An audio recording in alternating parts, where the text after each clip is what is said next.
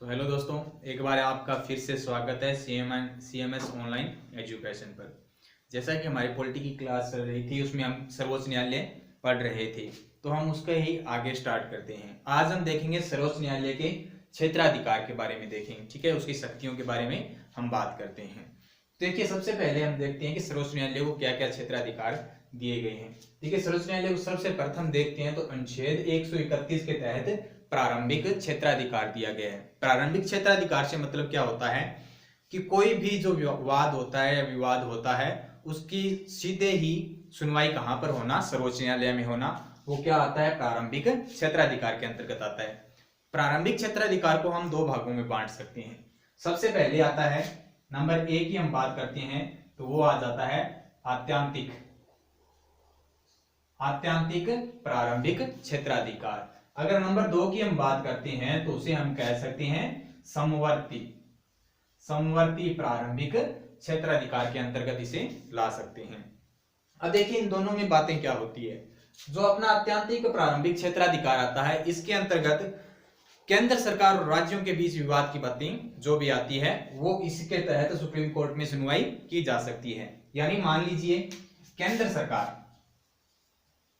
सरकार और किसी राज्य सरकार के मध्य कोई भी विवाद उत्पन्न हो गया है, तो उसका अधिकार सिर्फ किसके पास आता है, सुनवाई का अधिकार सिर्फ सर्वोच्च न्यायालय के पास आता है। यानी कि ऐसे मामले जिनकी सुनवाई सिर्फ सर्वोच्च न्यायालय में हो सकती है, वो क्या कहलाते हैं, आत्यांतिक प्रारंभिक क्षेत्राधिकार के अंतर्गत आते हैं। ठीक है, या फिर क्या हो सकता है, किसी एक राज्य सरकार वर्सेस दूसरी राज्य सरकार का अगर कोई मामला आ जाता है, यानी कि दो राज्यों के मध्य अगर विवाद होता है, तो वो भी क्या आता है, इसी आत्यांतिक प्रारंभिक क्षेत्राधिकार के अंतर्गत आता है। इसकी सुनवाई भी सीधी कहां पर होती है, सर्वोच्च न्यायालय के अंदर होती है। ठीक है, या फिर क्या हो सकता है, एक तरफ केंद्र सरकार हो और कुछ राज्य हो, दूसरी तरफ अन्य कुछ राज्य हो, तो ऐसे सारे मामले प्रारंभिक क्षेत्राधिकार के तहत सिर्फ सर्वोच्च न्यायालय में ही इनकी सुनवाई की जा सकती है।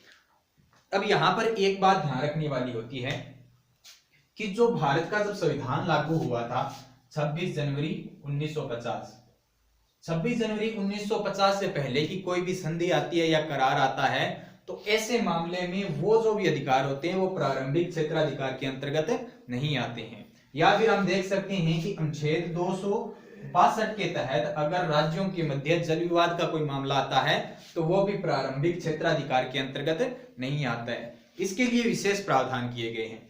जैसे कि हम देख सकते हैं कि अनुच्छेद 143 की हम बात करते हैं, अनुच्छेद 143 का खंड 2, इसके तहत क्या होता है कि जो मामले आते हैं, जैसे 1950 से पहले की कोई संधि की बात आती है, संधि से संबंधित मामले आते हैं, या फिर कोई करार से संबंधित मामले आते हैं, तो ऐसे मामलों में प्रारंभिक क्षेत्राधिकार के अंतर्गत सर्वोच्च न्यायालय में अपील नहीं की जा सकती है। लेकिन अनुच्छेद 143 के 2 के तहत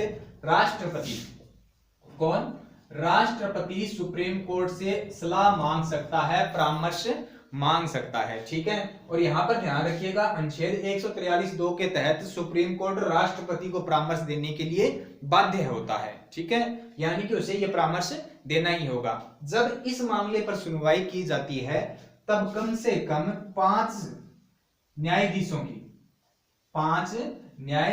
की एक संवैधानिक खंडपीठ द्वारा सुनवाई की जाती है। यानी कि जब भी राष्ट्रपति परामर्श मांगता है, तो संवैधानिक खंडपीठ के 5 सदस्यों के एक संवैधानिक पीठ के द्वारा सुनवाई की जाती है। फैसला कर राष्ट्रपति को, बहुमत के आधार पर फैसला कर राष्ट्रपति को क्या दिया जाता है, परामर्श दिया जाता है। ठीक है, तो 143(2) के तहत अगर राष्ट्रपति कोई भी परामर्श मांगता है, तो सुप्रीम कोर्ट परामर्श देने के लिए बाध्य है। लेकिन यहां पर ध्यान रखिएगा कि राष्ट्रपति इस परामर्श को मानने के लिए बाध्य नहीं है। ठीक है, उसके बाद देखिए, ये तो आ जाता आत्यांतिक में। दूसरा आता है, हम समवर्ती प्रारंभिक क्षेत्राधिकार की बातें कर लेते हैं। तो समवर्ती में क्या कुछ होता है, समवर्ती प्रारंभिक क्षेत्राधिकार के अंतर्गत वो मामले आते हैं जिनकी सुनवाई सुप्रीम कोर्ट और हाई कोर्ट दोनों में की जा सकती है। ठीक है, ऐसे मामलों में मुख्य रूप से क्या आते हैं, मूल अधिकार से संबंधित मामले आते हैं। किससे संबंधित आते हैं, मूल अधिकारों से संबंधित मामले आते हैं। और मूल अधिकारों की हमने, जैसा आपने पढ़ा होगा, जब हम मूल अधिकार पढ़ते हैं तो वहां पर दिया गया अनुच्छेद 32, आर्टिकल 32। अनुच्छेद 32 को क्या कहा जाता है? संवैधानिक उपचारों का अधिकार भी कहा जाता है। तो अनुच्छेद 32 के तहत मूल अधिकारों की रक्षा के लिए सुप्रीम कोर्ट में कोई भी व्यक्ति क्या लगा सकता है? रिट लगा सकता है। ठीक है, सुप्रीम कोर्ट में जा सकता है और इसके तहत सुप्रीम कोर्ट कुछ रिट जारी करता है। तो देखिए, मूल अधिकारों से संबंधित जो अधिकार है सुप्रीम कोर्ट को अनुच्छेद 32 के तहत दिए गए हैं। जबकि बात अगर हम कर लेते हैं हाई कोर्ट को, तो हाई कोर्ट को ये अधिकार 226 के तहत दिए गए हैं। ठीक है, तो अनुच्छेद 32 के तहत 5 प्रकार की रिट जारी करता है सुप्रीम कोर्ट, और अनुच्छेद 226 के तहत हाई कोर्ट 5 प्रकार की रिट जारी कर सकता है मूल अधिकारों को बचाने के लिए या उनकी रक्षा के लिए। तो हम देख लेते हैं कि कौन कौन सी रिट जारी की जाती है सुप्रीम कोर्ट के द्वारा अनुच्छेद 32 के तहत।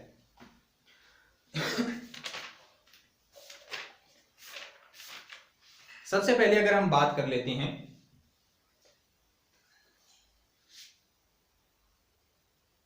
तो बात करते हैं बंदी प्रत्यक्षीकरण की।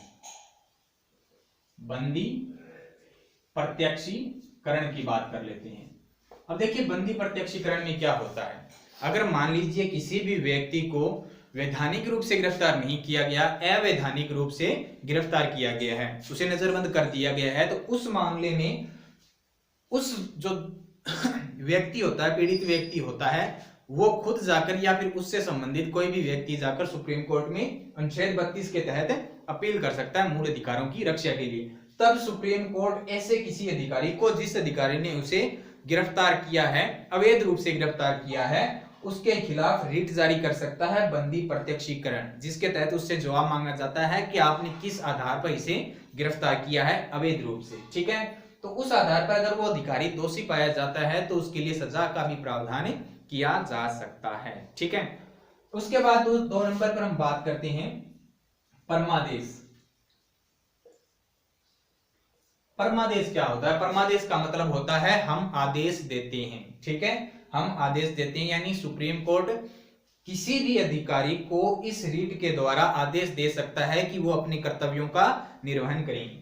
जैसे कोई भी लोक अधिकारी होता है, वो अपने कर्तव्यों का अगर निर्वहन नहीं कर रहा है तो उस संबंध में अनुच्छेद 32 के तहत सुप्रीम कोर्ट अनुच्छेद 226 के तहत हाई कोर्ट परमादेश रीट जारी कर सकता है उस अधिकारी को उसके कर्तव्यों का निर्वहन करने के लिए। ठीक है, उसके बाद हम बात करते हैं नंबर 3 पर।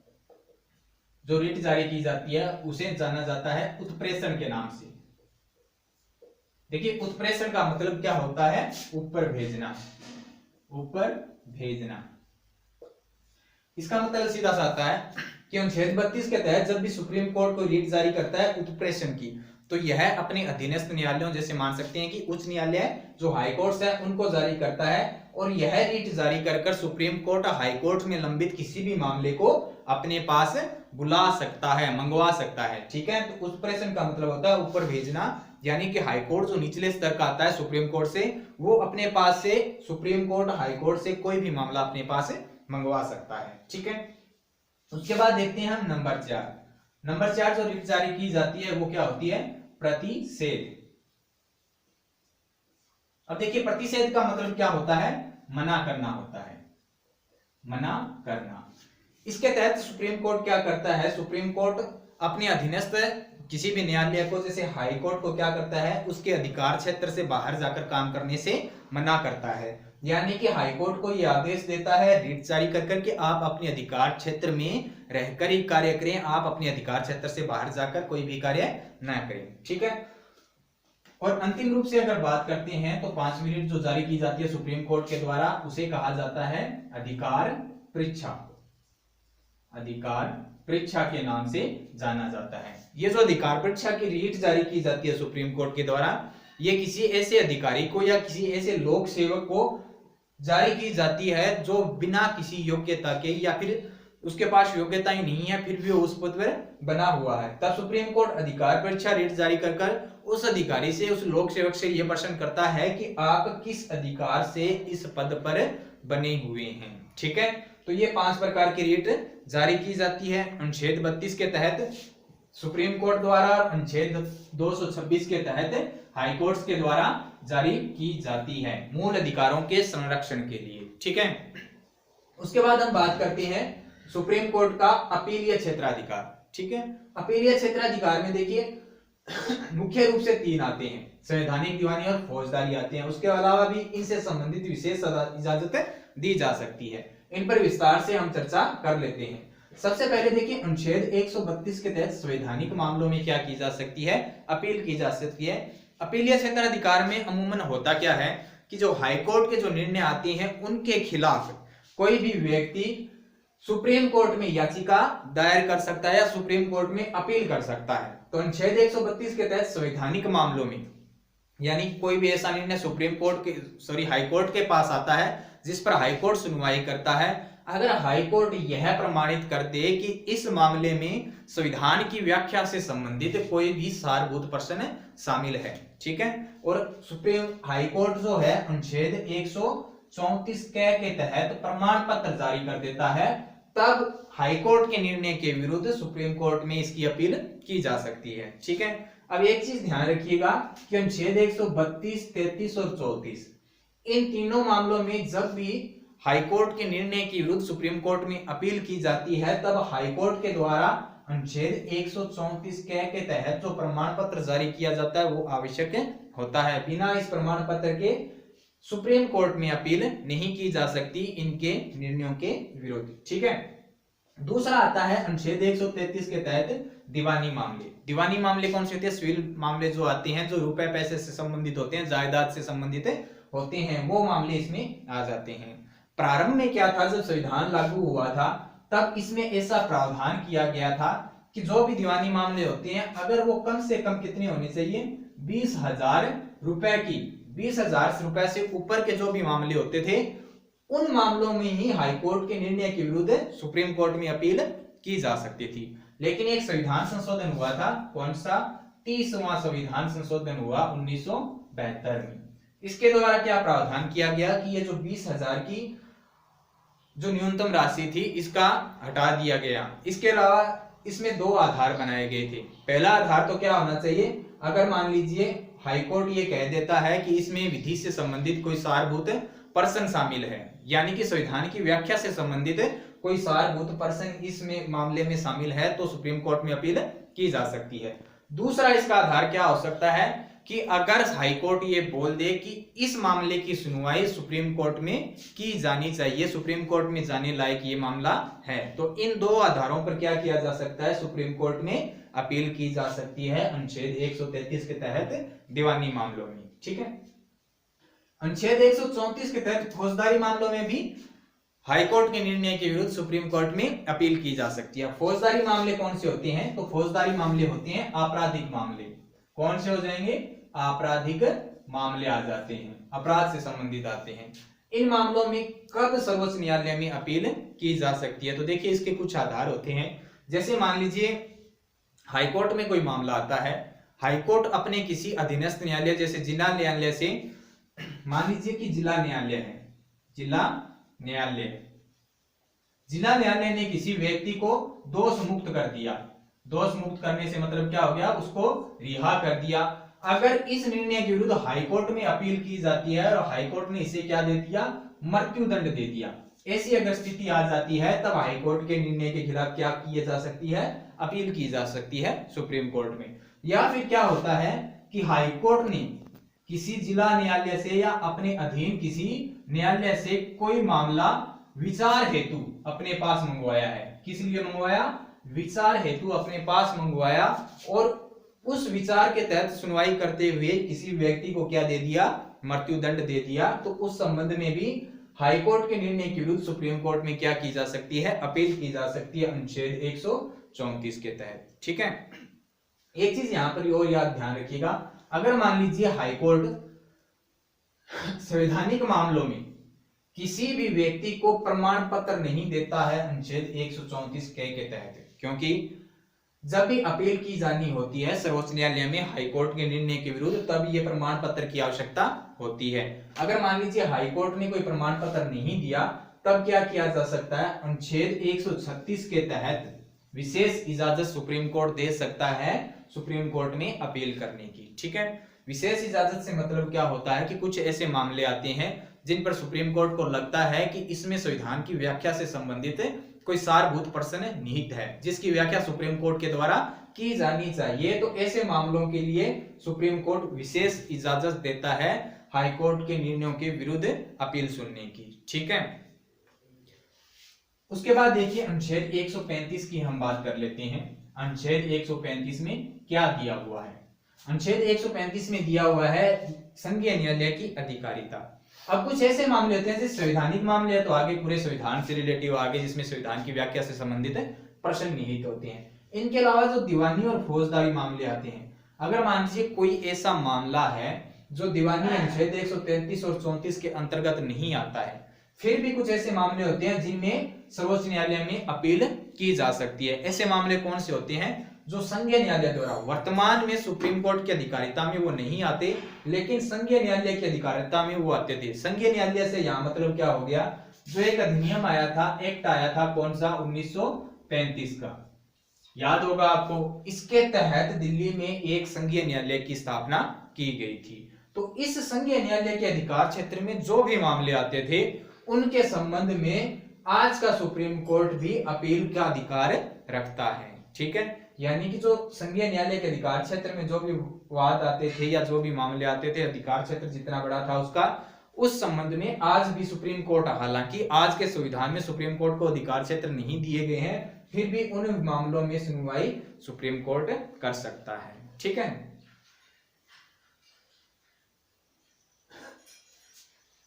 उसके बाद हम बात करते हैं अनुच्छेद 137 की। अनुच्छेद 137 में दिया हुआ है निर्णय परिवर्तन। सुप्रीम कोर्ट एक चीज ध्यान रखिएगा, अगर हम बात करते हैं अनुच्छेद 139 कह दिया हुआ, अनुच्छेद 139 की हम बात कर लेते हैं। यहां पर क्या आता है? सुप्रीम कोर्ट का प्रभाव क्षेत्र आता है। ठीक है, सुप्रीम कोर्ट का प्रभाव क्षेत्र आता है। तो इसके अंतर्गत क्या होता है कि सुप्रीम कोर्ट के जितने भी निर्णय होते हैं उनका प्रभाव संपूर्ण भारत पर रहता है। जितना भारत में क्षेत्र आता है, भारत की सीमाएं आती हैं, उन सब पर वो लागू होते हैं सुप्रीम कोर्ट के निर्णय। ठीक है, दूसरा हमने एक पढ़ा था, अभिलेख न्यायालय की बात की थी। अनुच्छेद 129 के तहत क्या बात की थी? अभिलेख न्यायालय की बात, यानी कि सुप्रीम कोर्ट के जो भी निर्णय होते हैं उनके निर्णयों के विरुद्ध कोई भी हाई कोर्ट अपना निर्णय नहीं दे सकता। यानी कि सुप्रीम कोर्ट के जो निर्णय होते हैं वो हाई कोर्ट पर लागू होते हैं, उनके निर्णय को परिवर्तन हाई कोर्ट के द्वारा नहीं किया जा सकता। लेकिन सुप्रीम कोर्ट अपने ही निर्णयों को परिवर्तन कर सकता है, अपने ही निर्णयों का परिवर्तन कर सकता है। मान लीजिए एक निर्णय दिया गया था 5 सदस्यों की एक संवैधानिक पीठ के द्वारा।